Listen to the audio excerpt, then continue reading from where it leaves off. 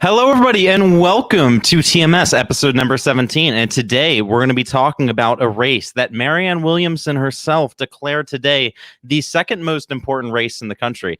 And it's easy to see why. That race is, of course, Mitch McConnell, who is up for re-election this November in the Senate. He is the Senate Majority of Leader, and the candidates that are running against him are Amy McGrath, Charles Booker, and, of course, Mike Broihier.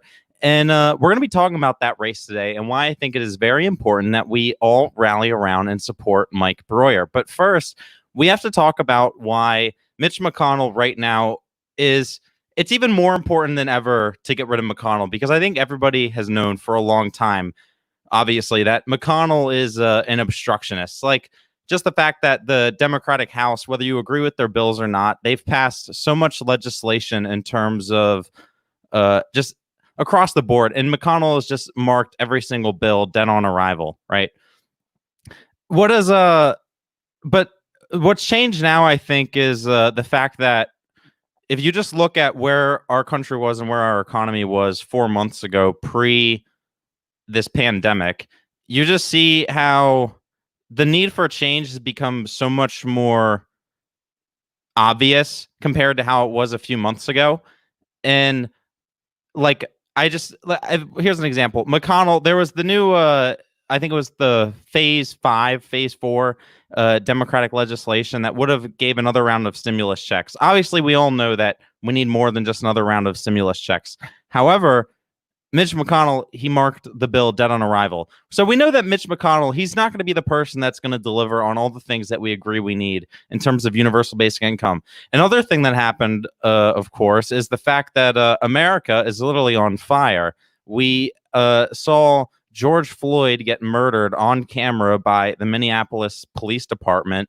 And then we saw nationwide protests against police brutality that only kind of serve to further show the level of police brutality that exists in our country, in terms of the fact that you can just find thousands of videos of protesters getting shot in the face by rubber bullets or tear gassed or knocked over, like where they're getting their heads cracking open, like we saw in Buffalo the other day. Those are everywhere. And I think the need and call for dramatic police reform has become, like, similar to the economic policies, so obvious. And we have here this Democratic bill that is on the table now. Let's see if I can get screen share to work. And I can. It says it was proposed last week, and more info came out on it today. This is from CNN. The legislation includes a ban on chokeholds, good idea, as well as the creation of a national police misconduct registry to prevent problem officers from changing jurisdictions to avoid accountability.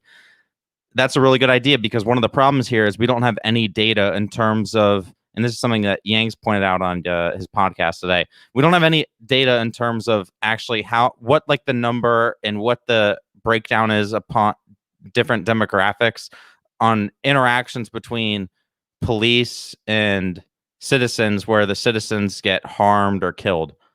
So that's very important.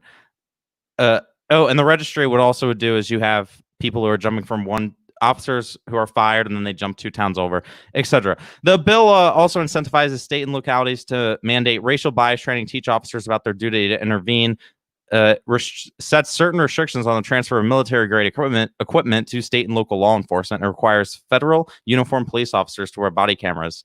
And it also includes anti-lynching legislation. And I believe, if I'm not mistaken, it also included getting rid of qualified immunity for police officers, which is very important, because it turns out that taxpayers are paying billions of dollars a year to citizens, because police departments are pretty much saying, yeah, sorry, we brutalized you. Here's money, go away. Like that. And so if you get rid of qualified immunity, it would make the police officers personally liable. That should be in the bill as well. But this bill, so yeah, it's not perfect. There's probably a lot of people who would say it needs to go much further, but the fact is it's a start. Now, here's the problem, and here's what's kind of, I think, been driving me a little crazy thinking about it the past few days, is the fact that we know that we need change, whether it's on police, criminal justice reform, the economy. But the problem is Mitch McConnell is not going to let this bill, which is nothing, get through the Senate. Like when one of the another example I could point to is just gun legislation. Mike Broihier, who of course is running against McConnell, he mentioned in his debate last week that he was asked a question about gun control, and he basically said, Kentucky's a red state. Kentucky likes guns. We're not going to just ban guns, but there are common sense solutions that even people in the NRA would support. And the problem is Mitch McConnell has just been blocking them dead on arrival for decades in the Senate. So I think that kind of goes to just show in terms of even now more than ever why McConnell needs to go. And then the question is, how do you get McConnell to go? And there's 3 candidates running against him. You have Amy McGrath, you have Charles Booker, and you have Mike Broihier. Let's talk about Amy McGrath. So Amy McGrath ran, she, I believe, was a state legislator in Kentucky, and she ran in 2018 in a swing district. I think it was Kentucky's 6th congressional district, if I'm not mistaken, in the 2018 midterms. And it was a swing district. It was a district that most elections analysts called a toss-up, right? And of course, she ended up losing, evident based on the fact, well, I guess she could have ran either way, but she ended up losing. Now she's running for Senate. And Democrats, she's being pushed basically by Washington Democrats, by the corporate Democrats. She's a corporate-backed Democrat who has no chance in winning. And that's already evident based on the fact that in an election year where Democrats won 40-something seats and flipped the House, she wasn't able to beat a Republican in a suburban district in Kentucky that perhaps a candidate that was different from her would have won. So she's kind of out the window. She's literally Mike Brewer called her Republican light. She's not going to win. And Kentucky Democrats, they don't really like her in the sense that even though she's being backed by the National Party and has millions of dollars behind her, national or actual Democrats in Kentucky, there's enough of an anti-McGrath, anti-establishment sentiment within Kentucky among Democratic voters that they're willing to go with perhaps a progressive. And that's where we get to Mike Broihier and Charles Booker. And this is very important because we know that there is a window to nominate a candidate that can actually have the vision and the policies that we all agree, the same reason we supported Andrew, these policies and visions that actually excite voters, not just being like, well, I don't even know what McGrath said. She's just done a lot of things that you don't do if you're a Democrat. Like, say you're going to vote for Kavanaugh, or she said that Mitch McConnell isn't doing a good enough job to help Trump. That's beside the point. It brings us back to Booker and Broihier. There's a lane here. Someone can win. And the other day on Twitter, I don't know if you noticed, but hashtag Booker beats Mitch was trending. Something like 30,000 plus tweets. And I'm just sitting there thinking about it in terms of who do I think actually has a shot to beat Mitch McConnell? Because that's actually what's important here. I think one thing is to consider is even though Republicans, the whole reason that McConnell's even vulnerable is because even though it's a deep red conservative state, Republicans really don't like McConnell. And they think that, and he's disapproved by over half of Republicans in Kentucky. But the fact of the matter is that just because they like McConnell doesn't mean they're going to instantly vote for the Democrat. It really does matter who the Democratic candidate is.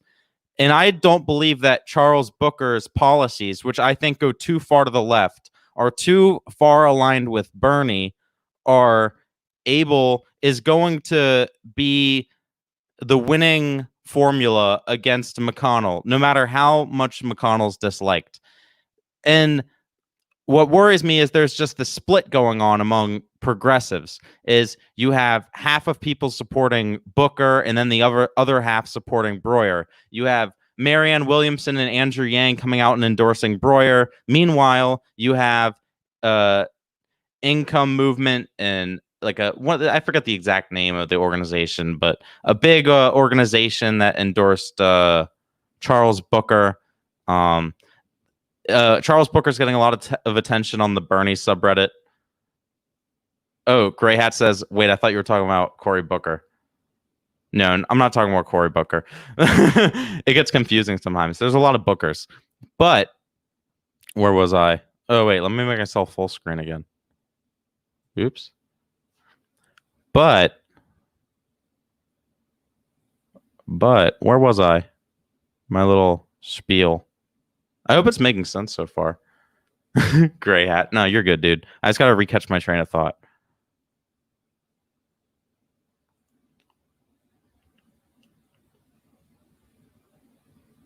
Yeah, so I just think Charles Booker's policies are too far to the left for Kentucky to get behind. And my fear is, I guess this is my fear. Let's say Charles Booker wins. I just don't think he'll beat McConnell. We have to beat McConnell. It's so extremely important. And I'll show a video in like a second that does a way better job than me at explaining this. And it's Marianne Williamson. She came out with a 5-minute video today explaining why people need to get behind Mike Broihier. And we'll definitely show that. But I don't think Booker's would win. And then let's say even if Booker doesn't win, I think that's the more likely scenario here. The fact is that McGrath is the favorite. She's being pushed by the National Democrats. If Booker and Broihier split the vote, we're effectively electing McConnell because McGrath's not going to beat McConnell either. So you get this kind of catch-22 where you support Booker and he wins. Well, we're not going to beat McConnell. And we support Booker and he doesn't win. Well, we took away progressive votes that would have gone to Broihier and had Broihier helped Broihier get over the top of beating McGrath. And then going on to the general, where it would still be a super uphill battle for Broihier to beat McConnell. But I think he has the best chance of anybody. And I'm going to have Marianne Williamson intro and explain why. An excellent.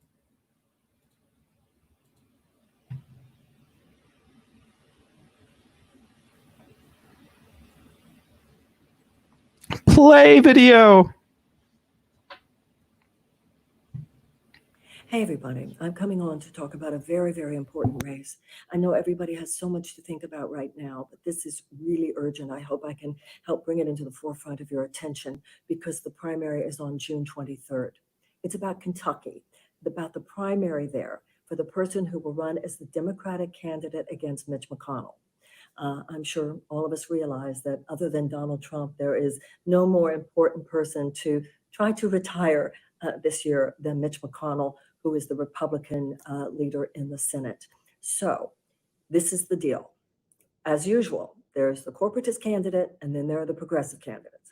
So the Democratic establishment has chosen a woman named Amy McGrath, and I'm sure she's a very lovely woman, and she is an ex-Marine. And she is the essence of the kind of candidate that the Democratic establishment has decided is the kind that we need in order to beat these conservative Republicans. And that is very centrist candidates. Okay. Now, let's talk a little raw politics here. The Democrats win in Kentucky, in Lexington, and in Louisville. Those are blue places. The reason Mitch McConnell and those like him continue to beat the Democrats in states like Kentucky is because they get the rural areas. So I want to tell you about a progressive candidate named Mike Broihier. This is really, really important. He too is an ex-Marine, and those things matter, understandably too, in states like Kentucky, but he's also a farmer. He's an ex-Marine, he's a farmer, and he's a real progressive. There's another progressive candidate there too, who's also wonderful. But Mike has something that is so profound, both in terms of the things I just said, and also if you listen to his videos, this guy's got something.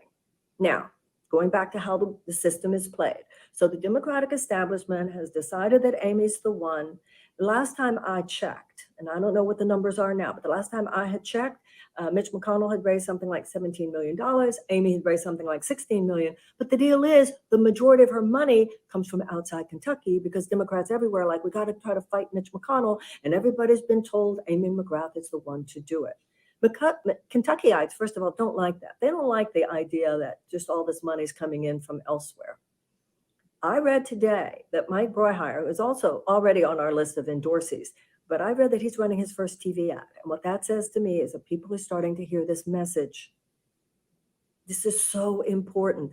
It's not just that we want a progressive candidate. It's that who would beat Mitch McConnell. We have got to stop playing it like we'll win if we're simply not them, if we're simply not Trump, if we're simply not McConnell. We have to be more than that. We have to stand for a real vision of new possibility. We have to stand for Medicare for all unabashedly. We have to stand for free college tuitions at state colleges and universities. We have to stand for real structural economic change and not pretend that we don't. This is the way to win Kentucky because it's a way to win the future for our country. So I hope that you will check this one out, and I hope you will give money, because if he's got that one TV ad, he needs more, because the Amy McGrath, it's everywhere, it's ubiquitous, but only because the Democratic elite, corporatist elite says, no, she's the one. And, you know, they're blue, there's blue, and then there's blue. They're different shades of blue, the corporatist and the progressive. Give the progressives a chance to show what they can do in these elections. Go to Twitter, Mike4KY, Mike for Kentucky, MIKE, and then 4FORKY. Same with his website, Mike for Kentucky, Mike4KY, or you can go to the Progressive Candidate Summit page where we have the donation page for the endorsed progressive candidates. Find him. Do what you can, even if it's $5. You know, sometimes we think, well, what could my small donation matter? But it does, because that's how, particularly among progressives, these things get funded. I'm really excited for Mike that he's got his first TV ad up. We've got to do this, and we have until June 23rd. I won't say nothing is more important, because one thing is more important, and that is the presidential. But after that, man, nothing is more important. It would be so wonderful if we could retire Mitch McConnell. And I honestly believe with all my heart, Mike Broihier is the way to do it. Thanks for listening.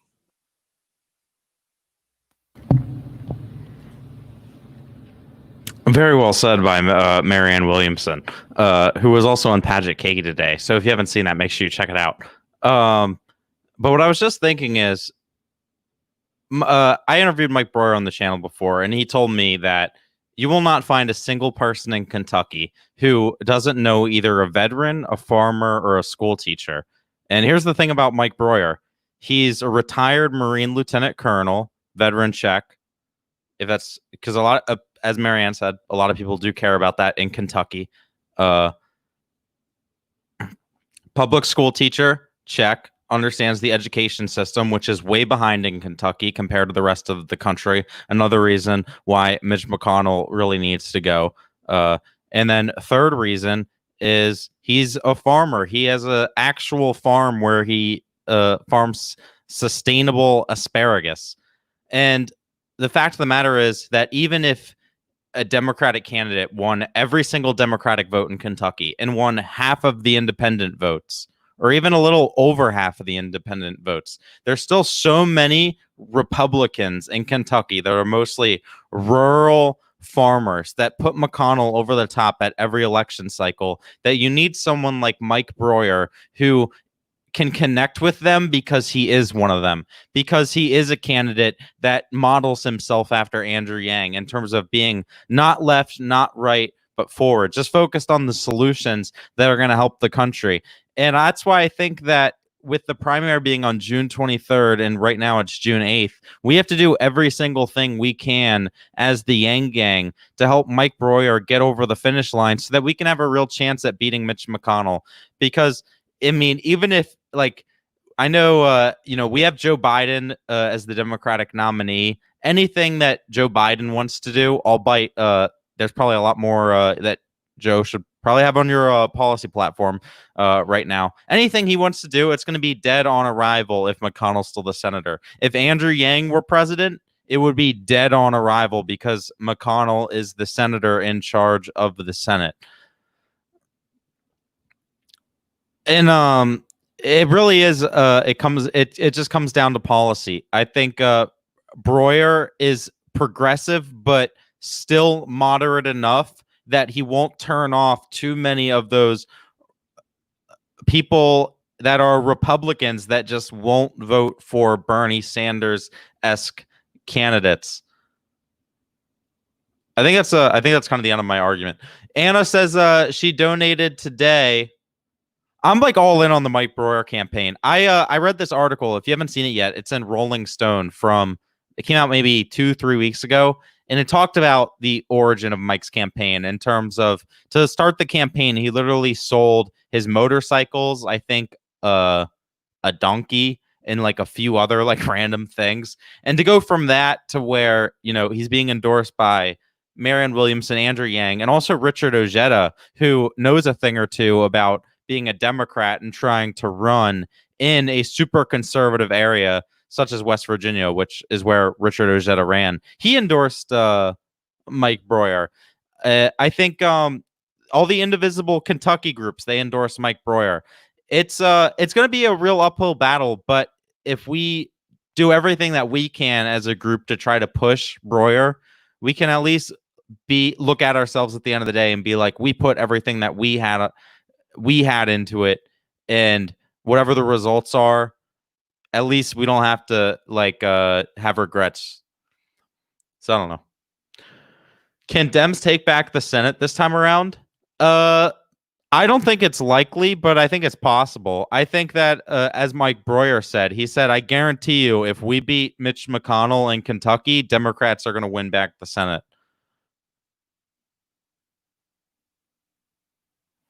All right, let's see what some of the other commenters are saying.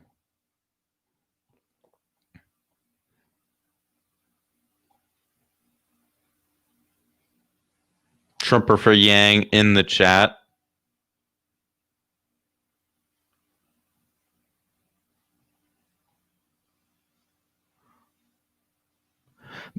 Jay Perrin, there has not been any polling done between the three candidates as far as I know.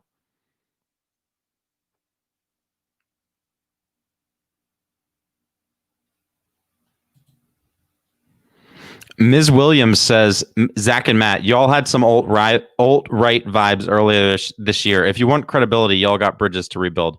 MZ, I don't know why you would think we give off alt-right vibes. I'm actually Jewish. I had a bar mitzvah when I was 13 years old. And alt-right people tend to hate people like me because of my religion. So I think it's important to try to look when you have differences with someone. I think it's important to try to look at where they're coming from and where their motivations actually lie, instead of trying to judge to what I think is the easy thing to do and try to make it about race.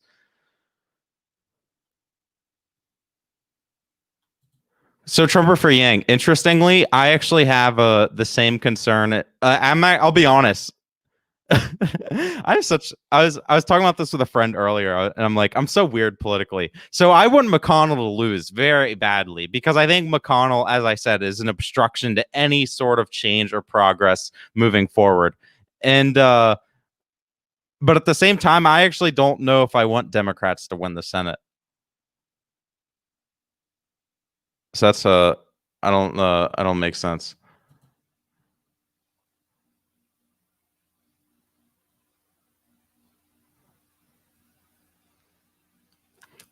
Dang. Okay. So another thing, Dr. Jermaine Johnson, who ran Andrew Yang's campaign in South Carolina, he was the South Carolina campaign chair. He is running for state house in South Carolina's 80th district, and his election is tomorrow. Hopefully you phone banked for him today. I don't know. I assume they're still taking donations. I don't know how much it could help at this point, but we are going to be paying attention to that race tomorrow. And we really hope he wins because Dr. Jermaine Johnson is an amazing, inspiring individual.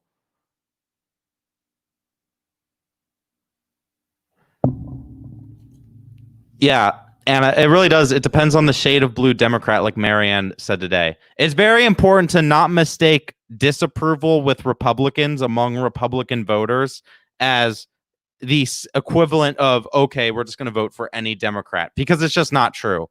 We saw that in 2016.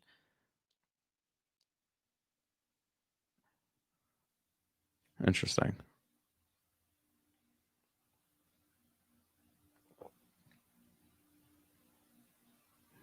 All right, but I think that's kind of like all I have to offer on this topic. I wanted to make this video longer, but I also don't want to drag it out for no reason. But is there any more questions on any of this topic? I can try to answer any more opinions I have. If you like, I don't know if there's like a Charles Booker fan in the chat, because that's like the real problem here is just essentially that you have Booker and Broihier splitting the vote. And I think it's important to remember who has the best chance to beat McConnell. And as Marianne Williamson said, I think it's Brewer. Wow, thank you, Gail, for the $5 super chat. Darla asks, why don't I want Dems to win the Senate?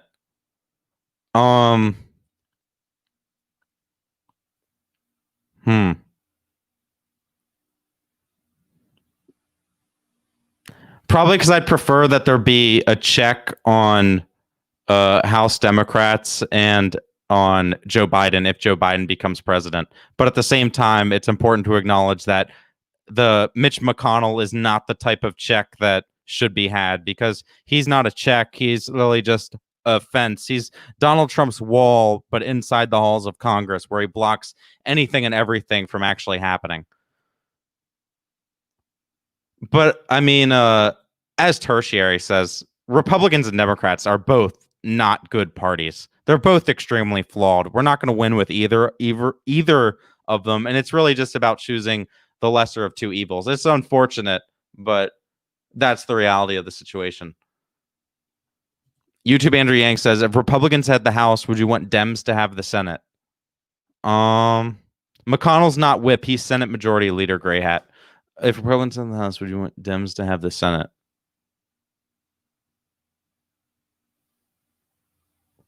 Probably not, and I'll tell you why. Because Republicans are extremely bad at governing, and the way I can point to that is that in the beginning of Trump's term, they had both the House, the Senate, and the presidency, and they still couldn't overturn Obamacare, which was all they had talked about for years. And then they have unified control of government, and they still couldn't get it done. I think Republicans are actually kind of terrible at governing and passing legislation.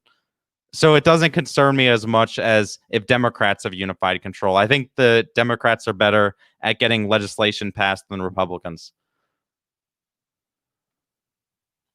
How does Booker's funding compare to Broyhier's? That I am not sure exactly. I believe Booker's campaign has raised over $1 million, and I think Broyhier's campaign has raised about almost $100,000.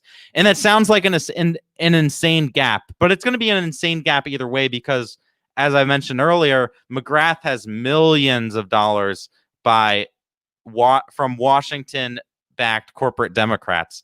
So the money is going to be a wash either way. But all the money that's gone to Charles Booker, it's really just from the Bernie fundraising machine, which is hard to compete with. Bernie Sanders raised a ton of money. The same day that Bernie Sanders dropped out, there was in his subreddit, it was like, Bernie Sanders drops out, let's move on to the next one. And it's this whole page about Charles Booker. It got like 20,000 upvotes. So there's a lot of Sanders supporters who are really happy with Booker. And honestly, I mean, Booker he seems like a very good guy and a very good candidate. I just don't think that his policies are going to connect with the red conservative voters that will need to be swayed in order to beat McConnell. And I think Broihier I don't even think it's a sure guarantee for him, but I think it's a greater likelihood because he is a farmer. He's lived that rural Kentucky experience his entire life. Okay, let's see if there's any more questions. Mark says, shout out to John McCain. Jen says, is Yang even running? He's on the ballot, but he did drop out.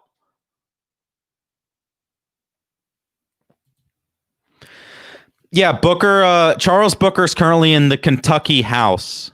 So I think he's a representative. He works in the state house in Louisville. And that's another thing that Broyer's kind of references how we've run in Kentucky. They've ran Louisville Democrats or Lexington Democrats, the two big cities in Kentucky, and they've lost. The only way to beat McConnell, who wins because he's able to win over, again, these red rural farmers, is to run someone who, honest to God, looks like, if you hadn't heard his policies and you were being judgmental, I joked with him. I was like, if we were to create a candidate to take Mitch McConnell in a lab, I think it'd be someone exactly like you, like an asparagus farmer. He mentioned it at the end of this debate the other day. He had this quote, and it was his final line in the debate. Let me see if I can actually pull it up. Yeah, we're going to pull this up here. And then I think I'm going to end the video on that now that I stretched it out a few more minutes. Because I actually think this is a very impactful. I'm actually saving it. So if you don't know, on Wednesday morning, I believe, we're going to be trending hashtag Mike beats Mitch with the full support of the Twitter Yang Gang. And every single one of you, we need your tweets to make that happen. But this is one thing I'm saving for mine. Let me mute the "Do you approve of President Trump" ad because I don't want to hear that, and skip to the end of this video.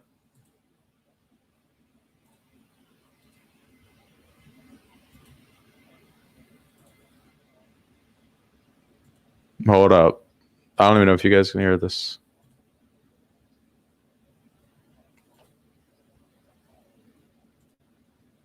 No.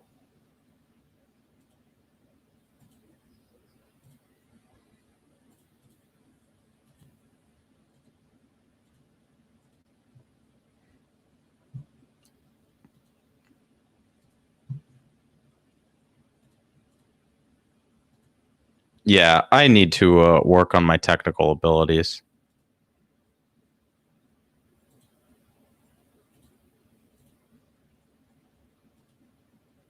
All right, here we go. Carbon footprint. Mr. Broihier, who would be your Veep pick? Kamala. Anybody up here would be a much better candidate than that you would like to make in about 30 seconds. About 30 seconds? Yeah. Okay. We have to pick somebody of these three. Anybody up here would be a much better candidate than Mitch McConnell. But Mitch McConnell's held a stranglehold on rural votes for the last 35 years. Actually, I want to stop this real quick. Miss Williams, that's actually not true. If you actually look at polling that was broken down by demographic, Yang actually usually polled higher with blacks, Latinos, and Asians than he did with whites. Yeah, if Yang was, say, at 4% nationally, he'd usually have something like 5% with African Americans, 5% with Latinos, like 6% with Asians, and then he'd be at like 3% with white people, and it would round up to 4. That's just like another one of those like kind of arguments that people used against Yang, like trying to say that he only attracted white men to his campaign. It was just a total smear and wasn't true. Okay, let me play the video. I'm the best choice to run in all 120 counties. How can you beat Mitch McConnell? By running in all 120 counties. I'm a veteran. I'm a teacher, and I'm a farmer, like a real honest to goodness bend over and pick the crops farmer. And that carries a lot of weight in Kentucky. I'm the person they know. I'm the person they trust, and I can run in every single corner of this state. And that's what you need to have to beat Mitch McConnell. So that about sums it up. All right. That's the end of the episode. I just want to say that please, if you can, donate to Mike Broihier. Every single dollar counts. At who's in the chat that likes to donate? At Darla, who's in the chat, she likes to donate. Make sure you donate to Mike Broihier if you can. Phone bank. The website is mike4ky.com. on Twitter at Mike for Kentucky. Thank you for watching the Zach and Matt Show, TMS number 17. We'll see you next